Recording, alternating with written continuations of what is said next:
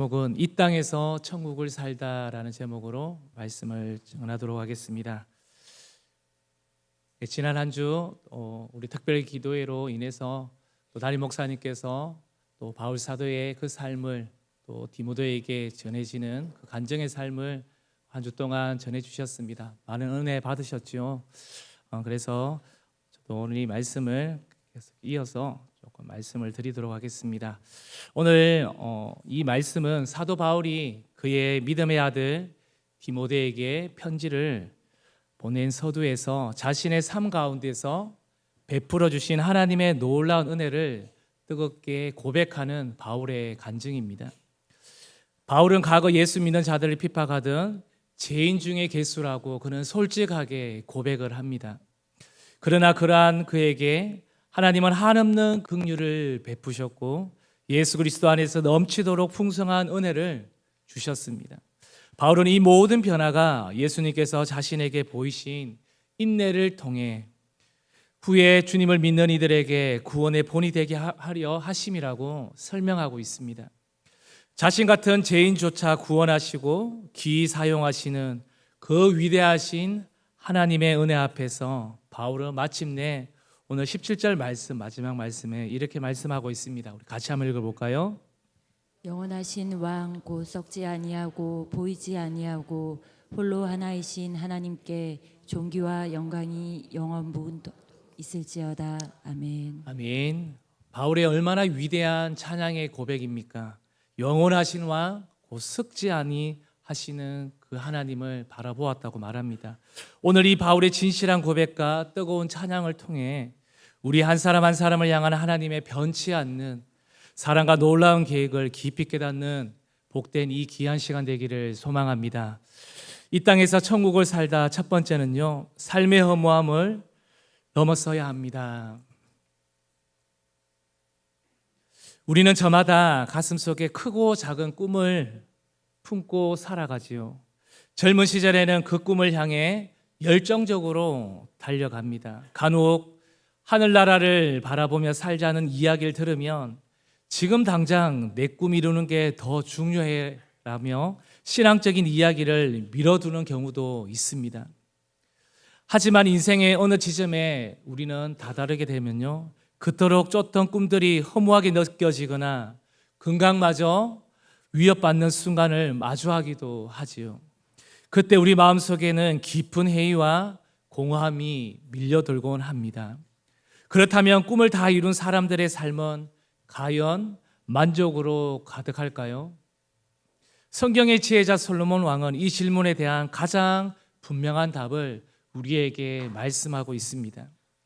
그는 엄청난 지혜와 부, 모든 쾌락과 명예를 경험했던 사람이죠. 그러나 결국 전도서에서 그는 이렇게 고백합니다. 헛되고 헛되며 헛되고 헛되니 모든 것이 헛되도다. 또 후반절에 보면 모두 다 헛되어 바람을 잡으려는 것이로다 라고 전도서 1장 2절 그리고 14절에 이렇게 말하고 있습니다. 솔로몬은 세상의 그 어떤 것도 인간의 마음속 깊은 갈증을 해결할 수 없고 채우지 못한다고 말합니다. 모든 것이 바람처럼 허무하다고 단언하고 있지요. 꿈을 이루든 이루지 못하든 우리는 이처럼 채워지지 않는 허무함을 경험하며 나이가 들수록 그 그림자는 더욱더 짙어집니다. 인생의 마지막 문턱에 다다르면 인간은 불안과 두려움에 휩싸이며 마음이 약해지곤 합니다. 그때서야 비로소 하늘을 향해 시선을 들리며 묻습니다. 내 삶이 참으로 짧았구나. 정말 하나님을 믿으면 천국 갈 수 있을까? 세상의 온갖 관심들이 하늘나라로 옮겨지는 이유는 인간적인 힘으로는 죽음이라는 거대한 벽을 돌파할 수 없기 때문에 그렇습니다. 증명되지 않는 신을 믿는 것은 비이성적이다라며 하나님을 거부했던 이어령 교수님도 70이 넘어서야 극적인 기도 응답을 체험하신 후에 이제 내게는 하나님밖에 없습니다라고 고백하며 그의 불신앙의 견고한성을 무너뜨렸습니다. 파스칼은 인간의 마음 한구석에 오직 하나님만이 채울 수 있는 빈 공간이 있기 때문이라고 설명합니다. 세상의 어떤 것으로도 채워지지 않는 허전함과 허무함이 밀려올 때 결국 우리 인간은 하나님을 찾게 되는 것이지요. 우리가 하나님을 온전히 찾을 때 정신적인 방황은 비로소 끝이 나게 됩니다. 그 순간 하나님이 주시는 참된 평안과 사랑, 그리고 헤아릴 수 없는 축복을 체험하며 잔잔한 행복을 누리기 시작합니다. 설령 생명을 위협하는 시련이 닥치거나 몸이 아파와도 더 이상 죽음이 두렵지 않게 됩니다. 하나님께서 우리를 붙들고 계심을 분명히 알고 있기 때문에 그렇습니다. 일찍이 천국에 대한 소망을 품는 사람들은 어떠한 상황에서도 흔들림 없는 심리적인 안정감을 누리고 인생을 살아가게 됩니다. 여러분은 하나님이 진실로 믿는다면 이미 천국을 향한 길을 걷고 있는 복된 분이라 믿습니다. 예수 그리스도의 보혈로 제사함을 받고 하나님의 자녀가 되었음을 확신한다면 이미 천국에 들어갈 자격을 얻었고 하늘나라에서 영원한 생명을 누릴 특권자가 된 것입니다. 이처럼 천국에 대한 확신을 가진 사람은 어떠한 역경 속에서도 마음의 평안을 잃지 않습니다. 하나님은 우리가 이러한 흔들리지 않는 평안을 누리시기를 간절히 원하시지요. 이 귀한 평안을 삶 속에서 소유하시고 앞으로 어떤 어려움을 닥쳐도 천국을 향한 굳건한 믿음을 절대 놓치지 않기를 주님의 이름으로 소망합니다. 두 번째입니다. 천국의 복을 지금 경험해야 합니다. 우리가 천국을 향한 여정을 걷는 사람이라면요, 과연 이 땅을 살아가는 동안 어떤 삶의 태도를 지녀야 할까요? 성경은 우리에게 그 답을 명확하게 보여주고 있습니다. 그것은 바로 장차 우리가 누릴 천국의 축복들을 지금 이 자리에서 먼저 경험하고 살아가는 것입니다. 천국에는 다툼도 시기심도 미움도 원망도 그 어떤 상처도 존재하지 않습니다. 오직 완전한 평안과 진정한 자유, 그리고 충만한 사랑과 기쁨만이 가득한 곳이라고 말씀합니다. 무엇보다 하나님께 온전히 영광 돌리는 믿음 안에서 하나 되는 행복감이 넘쳐 흐르는 것입니다. 이처럼 눈부신 하늘의 아름다움을 이 땅 위에서 지금 미리 누리며 살아가는 것이야말로 우리에게 허락된 가장 큰 축복이 아닐까요? 물론 이러한 천국의 기쁨을 누리기 위해서는 한 가지 중요한 조건이 있습니다. 그것은 바로 영적인 성장입니다. 마치 씨앗이 자라 열매를 맺듯이 우리의 믿음 또한 계속해서 성장하고 자라나야 한다는 것입니다. 영적인 성장이 없다면 아무리 놀라운 축복이 주어져도 우리는 그것을 온전히 경험하거나 이해하기 어려울 것입니다. 하지만 우리가 영적으로 성숙해질 때 우리는 이곳에서부터 이미 하늘나라의 신령하고 풍성한 은혜를 우리는 이미 이 땅에서 맛볼 수 있다는 것입니다. 사도 바울의 삶은 이러한 영적인 성장이 가져다주는 변화가 얼마나 놀라운지를 우리에게 생생하게 보여주고 있습니다. 오늘 본문 13절과 14절에 그는 자신이 한때 사람들을 비방하고 박해하며 폭행했던 악한 사람이라고 그는 솔직하게 생생하게 고백하고 있습니다. 그러나 예수 그리스도 안에서 하나님의 헤아릴 수 없는 긍휼과 은혜를 잊고 그의 믿음과 사랑이 넘치도록 풍성해졌다고 그는 선언하고 있지요. 놀랍게도 그는 죄인 중에 괴수였던 자신이 하나님의 은혜로 가장 위대한 사도가 되었다고 고백하며 영적 성장이 깊어질수록 자신을 끊임없이 낮추고 있음을 우리는 볼 수가 있습니다. 고린도전서에서는 자신을 사도 중에 가장 작은 자라고 불렀고 이후에 에베소서에서는요 3장에 보면 모든 성도 중에 지극히 작은 자라고 그를 겸손하게 고백하고 표현하고 있습니다. 그리고 마침내 오늘 본문에서는 자신을 뭐라고 말합니까? 죄인 중에 괴수라고까지 칭하며 마치 벼가 익을수록 고개를 숙이듯이 그의 영적인 성숙은 깊은 겸손과 진실함 그리고 하나님을 향한 충만한 사랑으로 표현되고 있습니다. 그는 이미 이 땅에서 천국에서 누릴 아름다운 내면을 소유한 진정한 사람으로 행복한 사람이었습니다. 구약의 선지자 이사야 또한 그래했습니다. 이사야 6장에 보면 그가 성전에서 거룩하신 하나님을 만났을 때 지극히 거룩하신 하나님 앞에서 자신의 추악하고 악한 모습을 적나라하게 깨닫고는 이렇게 말합니다. 화로다 나여 망하게 되었도다 라고 외치며 그는 통곡하고 있습니다. 자신의 죄된 모습이 얼마나 철저하게 드러났으면 하나님의 진노를 두려워했을까요? 이처럼 우리의 자신의 참 모습, 즉 죄성을 깊이 깨닫고 철저하게 회개할 때 우리의 영혼은 비로소 깨끗함을 얻고 정하게 되어지는 것입니다. 그리고 그 자리에서 참된 평안과 자유가 우리 가운데 임하게 되는 것입니다. 이것이 바로 우리가 경험하는 하나님의 은혜인 것입니다. 이렇게 제사함과 천국에 대한 흔들리지 않는 확신이 생기면 설령 몸이 아파 병상에 누워 있거나 경제적인 어려움에 처해 있다 할지라도 우리의 내면은 쉽게 흔들리지가 않습니다. 오히려 하나님이 주시는 평강으로 인해 삶 속에서 진정한 기쁨과 감사를 찾을 수 있게 되는 것이지요. 이는 정말 놀라운 하나님의 은혜가 아닐 수가 없습니다. 영적인 성장이 이루어질 때 우리의 내면은 순수한 사랑과 진실한 믿음 그리고 겸손한 인격으로 아름답게 빚어지게 됩니다. 처음 교회를 찾아올 때 우리의 마음속에 여러 가지 갈등과 미움, 교만 같은 복잡한 감정들을 안고 오는 경우가 많이 있습니다. 그러나 하나님의 은혜를 깊이 경험하게 되면요, 이러한 부정적인 감정들은 사라지고 그 자리에 하나님의 평강과 기쁨, 자유와 사랑이 넘쳐 흐르게 되는 것입니다. 우리도 토요일 날 공동체 팀파워를 통해서 또 우리 먼저 앞선 우리 믿음의 선배들 15분들이 또 함께 팀파워를 통해서 은혜의 간정들을 나누었습니다. 그것이 다 무엇입니까? 처음 예수를 만났을 때는 그 뜨거움이 미미하게 시작되었지만 시간이 지날수록 어떻게 해요? 예수님의 사랑, 교회의 사랑을 깊이 깨달았음을 증거하지 않으셨습니까? 하지만 안타깝게도 변화의 성장을 거부하는 사람들은 때때로 공동체의 덕을 세우기보다 해를 끼치기도 합니다.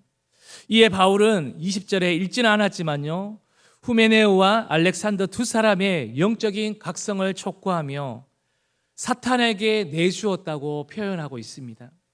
이는 하나님께서 우리의 마음이 굳어지지 않고 항상 진리 안에서 성장하기를 간절히 바라신다는 강력한 메시지가 나타나 있는 것입니다. 하나님께서 우리가 영적인 걸림돌이 되는 삶이 아니라 평화가 가득한 하늘나라를 향하여 하나님이 부어주시는 평안과 기쁨, 자유와 행복, 그 행복한 삶을 이 땅에서도 풍성히 누리시기를 하나님께서는 오늘 또 우리에게 원하시고 계신다는 것입니다. 꼭 기억하시기를 바랍니다. 이 땅에서 천국을 살다 세 번째는요, 천국의 비전을 우리는 확장해야 하는 것입니다. 그리스도인으로서 우리가 이 땅에 살아가는 동안 놓치지 말아야 할 또 하나의 중요한 사명이 있습니다. 그것은 바로 이 땅에서 천국의 비전을 펼치며 하나님의 나라를 확장하는 것입니다. 우리는 누구나 하나님을 영접하는 순간 동시에 이 거룩한 사명이라는 특별한 부르심을 받게 됩니다. 우리가 비록 질그릇처럼 연약한 존재일지라도 이 사명에 순종하며 살아갈 때 하나님의 영광을 드러낸 존재로 변화될 수가 있습니다. 이 사명을 따라 살아갈 때 우리는 놀라운 유익을 얻게 됩니다. 가장 먼저는 우리가 받은 구원의 감격을 계속해서 신선하게 유지할 수가 있습니다. 우리가 얼마나 존귀하고 사랑받는 존재인지 그 은혜의 삶을 우리가 살아가는 동안 삶 속 피부 속 깊이 느끼게 되는 것이지요. 구원의 은혜를 받으면서도 아무런 사명 없이 살아간다면 바로 제3의 간격은 희미해지고 자신이 얼마나 큰 사랑을 받은 존재인지 잊어버리기가 쉽습니다. 하지만 우리가 받은 은혜를 사명을 통해 흘려보낼 때에 하나님의 은혜는 우리의 삶에 끊임없이 흘러넘치게 되는 것이지요. 하나님의 거룩한 도구로 쓰임받을 때 우리는 가장 행복한 영광을 경험하며 진정한 삶의 의미를 발견하게 되는 것이지요.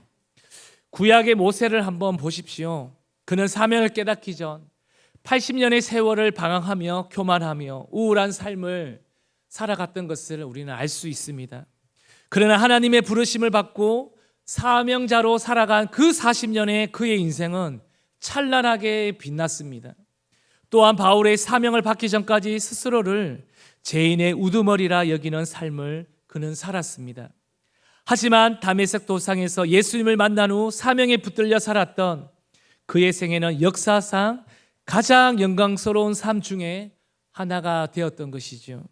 이처럼 잠시 스쳐가는 우리의 인생, 영원한 빛을 바라는 길은 영원하신 하나님께 붙들려 그분의 귀한 일꾼으로 쓰임받는 데 있는 줄로 믿습니다.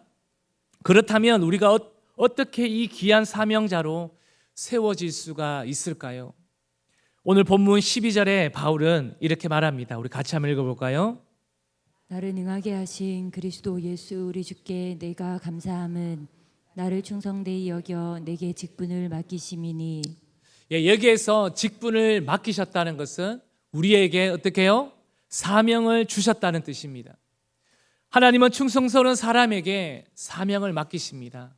아무나 사명을 맡기지 않습니다. 그 충성을 헌신하지 않습니다. 지금 우리가 어떤 형태로든 하나님의 사명을 감당하고 있다면 이는 하나님께서 우리를 충성스럽게 여기시고 계신다는 증거입니다. 충성심과 더불어 사명을 온전히 감당하기 위해 필요한 또 하나의 요소는 바로 인내입니다. 본문 16절에서 바울은 이렇게 고백합니다. 우리 같이 읽어보겠습니다. 그러나 내가 긍휼을 입은 까닭은 예수 그리스도께서 내게 먼저 일체 오래 참으심을 보이사 후에 주를 믿어 영생 얻은 자들에게 본이 되게 하려 하심이라. 예수님께서 바울에게 끝없이 인내를 보여주셨듯이 바울 또한 인내로 사명을 감당하기를 원하셨던 것입니다. 많은 이들이 뜨거운 마음으로 하나님의 일에 뛰어들지만 어려움에 직면하게 되면 쉽게 중단하고 많은 것을 보게 됩니다. 힘들어서 상처받아서 혹은 아무도 알아주지 않는 것 같아서 우리는 중간에 주저하고 맙니다. 중단의 이유는 많겠지만 결국 인내의 부족에서 오는 경우가 참으로 많습니다. 주님처럼 모세처럼 바울처럼 인내심을 키운다면 우리는 어떤 난관과 역경, 어떤 시험도 견뎌내면서 끝까지 사명을 감당할 수 있는 사람으로 살아가게 될 것입니다. 그리고 끝까지 사명을 감당할 때 우리의 신앙의 거룩과 인격의 거룩은 더욱더 커지고 하나님 앞에 존귀한 자로 세워지게 될 것입니다. 그런데 이 사명의 가장 높은 곳, 그 절정은 어디일까요? 오늘 16절 하반절에 바울은 이렇게 말하고 있습니다. 우리 같이 한번 읽어보겠습니다. 그러나 내가 긍휼을 입은 까닭은 예수 그리스도께서 내게 먼저 일체 오래 참으심을 보이사 후에 주를 믿어 영생 얻은 자들에게 본이 되게 하려 하심이라. 바울 이전에 바로 누가요? 예수 그리스도께서 내게 먼저 일체 오래 참으심을 보여주셨다고 말합니다. 본된 삶을 먼저 앞선 분이 보여주셨다는 것입니다. 이 말씀은 사명의 완성이 단순히 개인적인 성취를 넘어 타인의 삶에 긍정적인 영향을 미치고 그들이 하나님의 사람으로 세워지도록 돕는 것, 바로 사람을 키우는 일에 있음을 보여주고 있습니다. 우리가 이 땅을 떠난 후에도 하나님의 교회는 계속되어야 될 줄로 믿습니다. 복음은 끊임없이 전파되어야 하는 것입니다. 이 위대한 사역을 이어갈 가장 중요한 길은 믿음의 다음 세대를 우리 대응교회가 세워가는 것입니다. 이보다 더 아름다운 사명은 없을 것입니다. 우리 지난주 특별 기도회 화요일 저녁 집회 때 담임 목사님께서 영광스러운 복음의 사역자의 삶을 말씀해 주셨습니다. 디모데후서 2장 말씀을 말씀하셨는데요. 특별히 그때 저에게 들려졌던 말씀은요, 복음의 일꾼들은요, 분명한 목적을 가지고 살아가야 한다고 말씀하셨습니다. 그 분명한 목적은 무엇일까? 계속해서 저 한 주 동안 이 특별 기도회를 하면서 저 자신에게 계속해서 물어봤습니다. 분명한 목적, 나에게 주신 하나님의 분명한 목적은 무엇일까? 계속해서 되새겨 보았습니다. 우리 여기 계시는 우리 성도님들은 한 주 동안 우리 특별 기도를 통해서 하나님께서 우리 각자에게 주신 분명한 목적은 무엇인지를 계속해서 묻고 새기시기를 바랍니다. 그래야지만이 우리가 하나님 앞에 인내하며 달려갈 수 있는 것입니다. 지금 여러분의 사명은 무엇입니까? 일시적이거나 덧없이 사라질 것에 에너지를 낭비하지 마시기를 바랍니다. 오직 영원한 것, 하나님께서 칭찬하실 것에 여러분의 삶들을 들이시기를 바랍니다. 사명을 감당하기 위해서는 충성심과 인내심이 절대적으로 필요합니다. 이 모든 것을 가지고 사명을 끝까지 감당할 때 우리는 이 땅에서 나는 주님께 충성된 삶을 살아노라고 고백하며 하늘에서 영원한 상급을 얻는 승리의 성도들이 될 것입니다. 말씀을 정리하겠습니다. 그리스도인으로서 우리는 이 땅에 머무는 동안에 어떻게 살아야겠습니까? 충성과 인내 그리고 선한 모범을 통해 하나님께서 주신 귀한 사명을 아름답게 감당하시기를 간절히 바랍니다.